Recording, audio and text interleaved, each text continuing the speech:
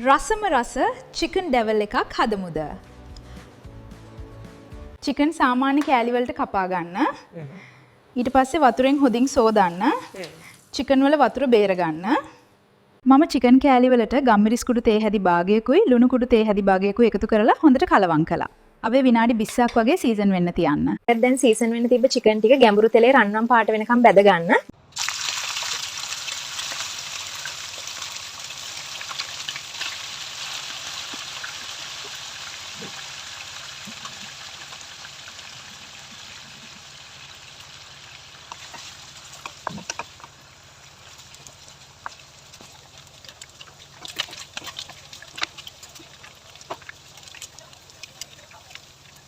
Oyster sauce මේස හැඳි එකයි, soya sauce මේස හැඳි එකයි, තක්කාලි sauce මේස හැඳි එකයි, ලුණු කුඩු තේ හැඳි භාගයයි, ගම්මිරිස් කුඩු තේ හැඳි එකයි මේ ටික දාලා සෝස් එක හදාගන්න. මේ අමුද්‍රව්‍ය සියල්ලම එකතු කරලා හොඳින් මිශ්‍ර කරගත්තාම අපිට රසවත් සෝස් එකක් සකස් කරගන්න පුළුවන් වෙනවා.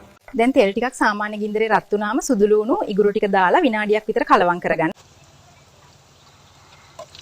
ඊළඟට ලොකුවට කපාගත් රටලුණු ගෙඩියක්, මාළු මිරිස් කරල් දෙකක් සහ කරපිංච ටිකක් එකතු කරගෙන මේ සියල්ල හොඳින් කලවම් කරගන්න.